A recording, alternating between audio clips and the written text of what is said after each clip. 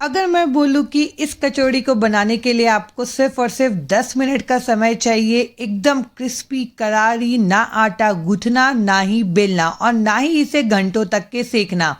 बहुत ही super crispy बनेगी और सुपर टेस्टी ये प्याज की कचौड़ी।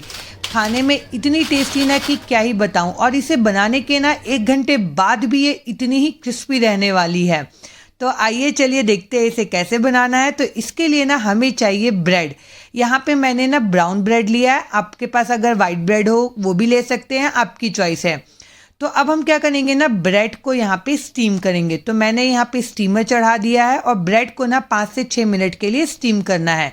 स्टीम करने से क्या होगा ना, ब्रेड एकदम सॉफ्ट हो जाएंगे और बाद में बताऊंगी कि इसे सॉफ्ट करना क्यों ज़रूरी है। तो अभी इसे हम स्टीम करने के लिए छोड़ देते हैं।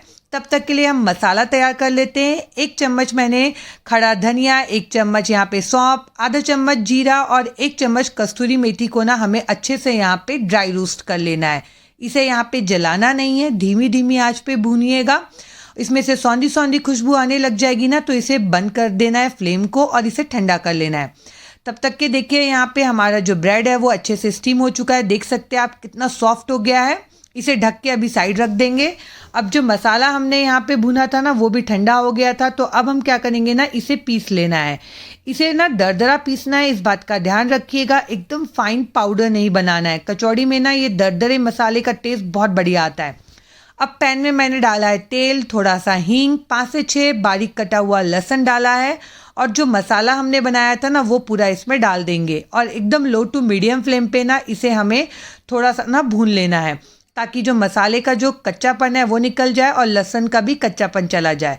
फिर इसमें डाल देंगे 3 चम्मच भर के बेसन, 3 टेबलस्पून डाला है यहाँ पे, और 1/4 टीस्पून मैंने यहाँ पे हल्दी पाउडर डाला है। और यहाँ पे ना बेसन को थोड़ा अच्छे से हम भून लेंगे यहाँ पे, ताकि बेसन का कच्चापन चला जाए।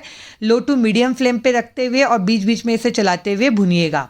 अब इसमें डालेंगे 1 चम्मच कश्मीरी लाल मिर्च, चाट मसाला, थोड़ा सा जीरा पाउडर, आधा चम्मच के करीब काला नमक, 1/4 चम्मच काली मिर्च का पाउडर और 1 बारीक कटा हुआ प्याज और बारीक कटा हुआ हरा धनिया डंठल के साथ डालेंगे।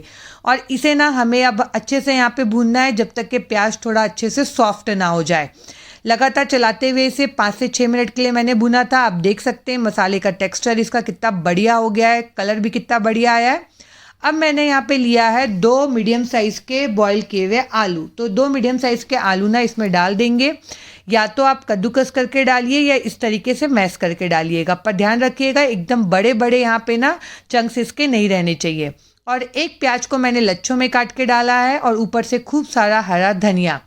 प्याज को ऊपर से ज़रूर डालिएगा, ये प्याज की कचौड़ी में ना इसका टेस्ट बहुत बढ़िया आता है। क्योंकि अब हम क्या करेंगे ना, ये सारी चीज़ों को अच्छे से यहाँ पे मिक्स कर लेंगे और इसे ना अच्छे से 5 से 6 मिनट के लिए ना थोड़ा सा भुनने देंगे। क्योंकि मसाला जब अच्छे से भुनता है ना तो ही स्टफिंग का टेस्ट आता है। आधा चम्मच के करीब शक्कर डाला है मैंने, ताकि यहाँ पे मसालों का टेस्ट बैलेंस हो सके, और बारीक कटा हुआ हरा मिर्च की क्वांटिटी आप अपने टेस्ट के अकॉर्डिंग यहाँ पे ना कम ज़्यादा कर सकते हैं। इसे अच्छे से लो टू मीडियम फ्लेम रखते हुए ना अच्छे से भुनिएगा जब तक कि ये पैन ना छोड़ने लग जाए। और देखिए एकदम चटपटी यहाँ पे प्याज वाली हमारी स्टफिंग बन के रेडी है। अभी इसे रखते हैं साइड में। अब हम बनाएंगे एक स्लरी। तो जिसके लिए मैंने 2 चम्मच कॉर्नफ्लोर लिया है और 2 चम्मच मैदा लिया है यहाँ पे। आप चाहें तो सिर्फ कॉर्नफ्लोर से भी बना सकते हैं या मैदे से भी। और इसमें ना थोड़ा सा पानी डालते हुए ना इसका एक गाढ़ा सा हमें स्लरी बना के तैयार करना है। पानी ना एक साथ मत डालिएगा, नहीं तो एकदम पतला हो जाएगा, क्योंकि स्लरी यहाँ पे ना बहुत ज़्यादा पतला हमें नहीं चाहिए। आप देख सकते हैं यहाँ पे स्लरी बन के रेडी है हमारी।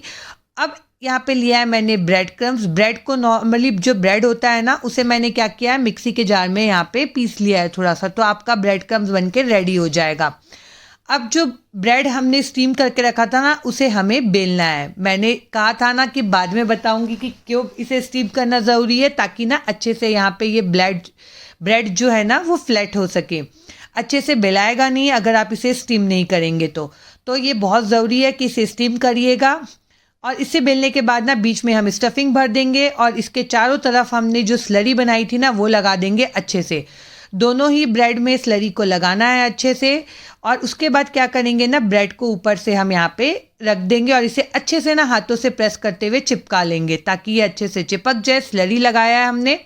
अब आप चाहें तो कोई भी कटोरी या इस तरीके से कोई भी बॉटल का या आपके पास कोई भी डिब्बा हो उसका ढक्कन ले सकते हैं। यहाँ पे ऊपर का कैप लिया है मैंने और उससे इसे कट कर देंगे। तो देखिए आप कितनी आसानी से कितनी बढ़िया परफेक्ट कचौड़ी का शेप बन के रेडी है। अगर आपको लगे कॉर्नर्स थोड़े से चिपके नहीं है तो हाथों से प्रेस कर लीजिएगा, पर अच्छे से इसे चिपका लीजिएगा।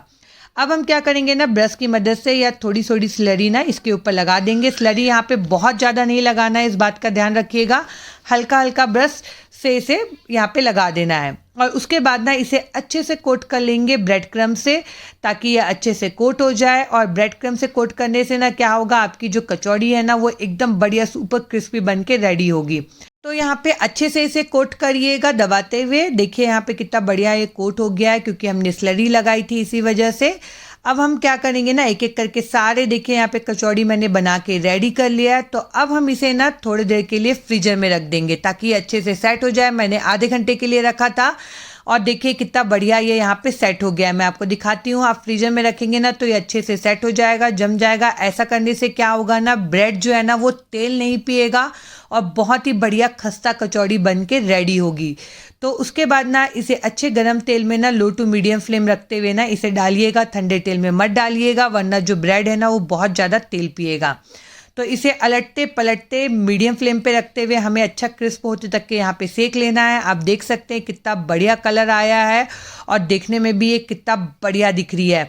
मैंने एक एक करके यहाँ पे सारी कचौड़ियाँ तल लिया है। देखिए यहाँ पे कितना सुपर क्रिस्पी है और देखने में कितनी ही बढ़िया दिख रही है। आप इसे चाहें तो सिंपल खट्टी मीठी चटनी के साथ या टोमेटो केचप के साथ खा सकते हैं, या तो इसे कचौड़ी की तरह बना के भी खा सकते हैं। जिस तरीके से भी खाइए बहुत ही बढ़िया लगती है। देखिए मैं आपको दिखाती हूँ कि कितनी सुपर क्रिस्पी है और तोड़ के भी दिखाती हूँ कि कितनी बढ़िया यहाँ पे बनी है। आप चाहें ना तो इसे एयर फ्रायर में एयर फ्राई भी कर सकते हैं या शैलो फ्राई भी कर सकते हैं या सैंडविच की तरह भी सेक सकते हैं, आपकी चॉइस है, अगर आप डीप फ्राई नहीं खाना चाहते। तो ये कचौड़ी की रेसिपी आप ट्राई करिएगा। ट्राई करते हैं तो मुझे कमेंट करके ज़रूर बताइएगा कि आपको ये रेसिपी कैसी लगी। आपको मेरी रेसिपीज़ अच्छी लगती है तो प्लीज़ मेरे चैनल को लाइक करिए, सब्सक्राइब करिए। Bye bye.